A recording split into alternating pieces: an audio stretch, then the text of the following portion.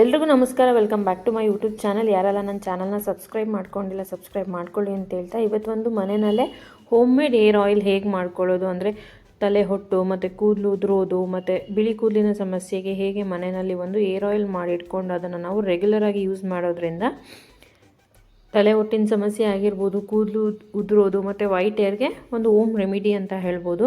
ಇದು ಇಮ್ಮಿಡಿಯೇಟಾಗಿ ಯಾವುದೇ ರಿಸಲ್ಟ್ನ ಕೊಡಲ್ಲ. ನಾವು ಸತತವಾಗಿ ರೆಗ್ಯುಲರಾಗಿ ಆಯಿಲ್ ಹೇಗೆ ಮಾಡ್ತಾ ಇರ್ತೀವಿ ಅದೇ ರೀತಿ ಆಯಿಲ್ನ ಯೂಸ್ ಮಾಡ್ತಾ ಬಂದರೆ ಆದಷ್ಟು ಸಮಸ್ಯೆ ಬಗೆಹರಿಯುತ್ತೆ. ಸೊ ಇದನ್ನು ಹೇಗೆ ಆಯಿಲ್ನ ಮಾಡ್ಕೊಳ್ಳೋದು ಅಂತ ಹೇಳಿದ್ರೆ, ಮೊದಲಿಗೆ ಒಂದು ಪ್ಯಾನ್ನ ಬಿಸಿ ಇಟ್ಕೊಂಡು ನಾನಿಲ್ಲಿ 1 ಟೈಮ್ ಅಪ್ಲಿಕೇಶನ್ಗೆ ಮಾಡ್ಕೋತಾ ಇದ್ದೀನಿ. ನೀವು ಬೇಕಿದ್ದರೆ ಇದನ್ನು ಲಾರ್ಜ್ ಕ್ವಾಂಟಿಟಿನಲ್ಲಿ ಮಾಡಿಟ್ಕೊಂಡು ಸ್ಟೋರ್ ಮಾಡಿ ಇಟ್ಕೋಬೋದು. ಮೊದಲಿಗೆ ಒಂದು ಪ್ಯಾನ್ನ ಬಿಸಿ ಮಾಡೋದಕ್ಕೆ ಇಟ್ಕೊಂಡಿದ್ದೀನಿ. ಇದಕ್ಕೆ ನಾನಿಲ್ಲಿ ಸ್ವಲ್ಪ ಸಾಸಿವೆ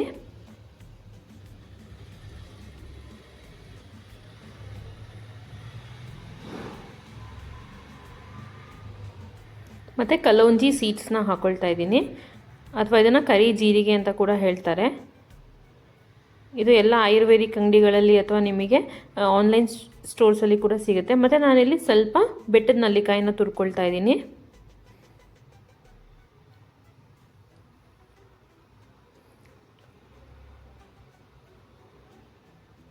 ಸೊ ಇದನ್ನೆಲ್ಲ ಹಾಕ್ಕೊಂಡು ಚೆನ್ನಾಗಿ ಬಿಸಿ ಮಾಡ್ಕೊಳ್ಬೇಕು. ಸೊ ಇದನ್ನೆಲ್ಲ ನೀಟಾಗಿ ನಾವು ಇದನ್ನು ಬಿಸಿ ಮಾಡ್ಕೊಳ್ತಾ ಬರಬೇಕು. ನೋಡಿ, ಈ ರೀತಿ ನೀಟಾಗಿ ಬಿಸಿ ಮಾಡ್ಕೋಬೇಕು ಮತ್ತು ಎಲ್ಲದನ್ನು ನೀಟಾಗಿ ಮಿಕ್ಸ್ ಮಾಡ್ಕೊಳ್ಬೇಕು. ಬೇಕಿದ್ರೆ ನೀವು ಇದಕ್ಕೆ ಕರ್ಬೇವಿನ ಸೊಪ್ಪನ್ನು ಕೂಡ ಆ್ಯಡ್ ಮಾಡ್ಕೋಬೋದು. ನೀವು ಇದನ್ನು ಲಾರ್ಜ್ ಕ್ವಾಂಟಿಟಿನಲ್ಲಿ ಮಾಡಿಟ್ಕೊಂಡು ರೆಗ್ಯುಲರಾಗಿ ಆಯಿಲ್ನ ಅಪ್ಲೈ ಮಾಡ್ತಾ ಬರ್ಬೋದು.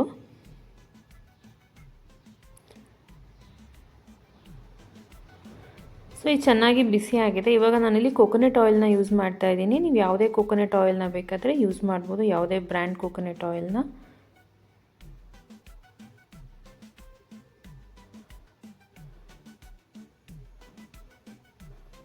ಸೊ ನಾನು ಕಮ್ಮಿ ಕ್ವಾಂಟಿಟಿಲಿ ಯೂಸ್ ಮಾಡ್ತಿರೋದ್ರಿಂದ ಸ್ವಲ್ಪ ಆಯಿಲ್ನ ಜಾಸ್ತಿ ಬಿಸಿ ಮಾಡ್ಕೊಳ್ತಾ ಇಲ್ಲ, ಏಕೆಂದರೆ ಕೆಲವು ಟೈಮ್ ಹತ್ಕೊಬಿಡುತ್ತೆ. ಸೊ ಅದಕ್ಕೆ ನೀವೇನು ಮಾಡ್ಬೋದು, ಲಾರ್ಜ್ ಕ್ವಾಂಟಿನಲ್ಲಿ ಮೀಡಿಯಮ್ ಫ್ಲೇಮ್ನಲ್ಲಿ ಚೆನ್ನಾಗಿ ಬಿಸಿ ಮಾಡ್ಕೊಳ್ಬೇಕು. ನಾನೀಗ ಆಲ್ರೆಡಿ ಇದನ್ನು ಹುರಿದಿಟ್ಕೊಂಡಿರೋದ್ರಿಂದ ನಾನು ಸ್ವಲ್ಪ ಎಣ್ಣೆನ ಹಾಕ್ಕೊಳ್ತಾ ಇದ್ದೀನಿ. ನಾನಿದು 1 ಟೈಮ್ ಅಪ್ಲಿಕೇಶನ್ಗೆ ಯೂಸ್ ಮಾಡ್ತಿರೋದ್ರಿಂದ ನಾನೀಗ ಸ್ಟವ್ನ ಆಫ್ ಮಾಡ್ಕೊಂಡಿದ್ದೀನಿ. ಸೊ ಇದನ್ನು ನಾನು ಚೆನ್ನಾಗಿ ತಣ್ಣಗಾಗೋದಕ್ಕೆ ಬಿಡ್ತೀನಿ.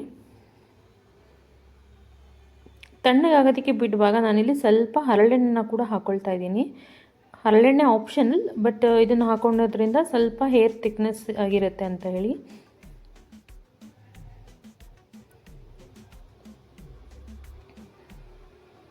ಬೇಕಿದ್ರೆ ನೀವು ಆಲ್ಮಂಡ್ ಆಯಿಲ್ನ ಕೂಡ ಯೂಸ್ ಮಾಡ್ಬೋದು. ನೀವು ಮನೆಯಲ್ಲಿ ಯಾವ ರೆಗ್ಯುಲರ್ ಆಯಿಲ್ ಯೂಸ್ ಮಾಡ್ತಿರ್ತೀರ ಆ ಆಯಿಲ್ನ ಯೂಸ್ ಮಾಡ್ಬೋದು. ನೋಡಿ, ಈ ರೀತಿ ಮಿಕ್ಸ್ ಮಾಡ್ಕೊಂಡಿದ್ದೀನಿ.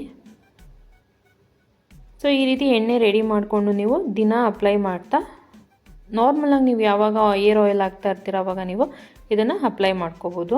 ನಾನು ಇವಾಗ ಇನ್ನೊಂದು ಸ್ವಲ್ಪ ಬಿಸಿ ಮಾಡಿಕೊಂಡು ಇದನ್ನು ನಾನು ಸ್ಕ್ಯಾಲ್ಪಿಗೆ ಮತ್ತು ಹೇರಿಗೆ ನಾನು ಅಪ್ಲೈ ಮಾಡಿಕೊಂಡು ಇದನ್ನು ನಾನು ಒಂದು 2 to 3 ಅವರ್ಸ್ ಬಿಟ್ಟು ನಂತರ ವಾಶ್ ಮಾಡ್ಕೊಳ್ತೀನಿ. ಇದನ್ನು ನೀವು ಲಾರ್ಜ್ ಕ್ವಾಂಟಿಟಿನಲ್ಲಿ ಮಾಡಿ ಒಂದು ಏರ್ ಟೈಟ್ ಕಂಟೈನರ್ ಜಾರ್ಗೆ ಹಾಕಿ ಎತ್ತಿಡ್ಕೋಬೋದು, ಸ್ಟ್ರೈನ್ ಮಾಡಿ.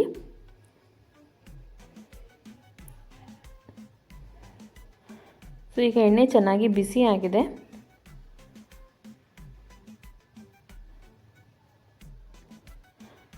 ಸೊ ಈ ರೀತಿ ನಾನು ರೆಗ್ಯುಲರಾಗಿ ನೀವು ಯೂಸ್ ಮಾಡ್ಕೋಬೋದು ಮನೆಯಲ್ಲೇ ಮಾಡಿಕೊಂಡು. ಇದು ಯಾವುದೇ ರೀತಿಯಾದ ಇನ್ಸ್ಟೆಂಟ್ ರಿಸಲ್ಟ್ ಕೊಡಲ್ಲ. ಇದನ್ನು ನಾವು ರೆಗ್ಯುಲರಾಗಿ ಯೂಸ್ ಮಾಡ್ತಾ ಬಂದರೆ ಆದಷ್ಟು ಹೇರ್ ಪ್ರಾಬ್ಲಮ್ಸು ನಮಗೆ ಕಮ್ಮಿ ಆಗ್ತಾ ಬರುತ್ತೆ. ಇವತ್ತಿನ ವಿಡಿಯೋ ಇದಾಗಿತ್ತು. ಯಾರಿಗೆಲ್ಲ ವಿಡಿಯೋ ಇಷ್ಟ ಆಗಿದೆ ಲೈಕ್, ಶೇರ್, ಸಬ್ಸ್ಕ್ರೈಬ್ ಮಾಡೋದನ್ನು ಮರಿಬೇಡಿ. ಇದೇ ರೀತಿ ಇನ್ನಷ್ಟು ಮನೆ ಮದ್ದುಗಳು ಮತ್ತು ಕುಕಿಂಗ್ ರೆಸಿಪೀಸ್ ನಿಮಗೆ ಅಪ್ಲೋಡ್ ಮಾಡ್ತಾ ಇರ್ತೀನಿ.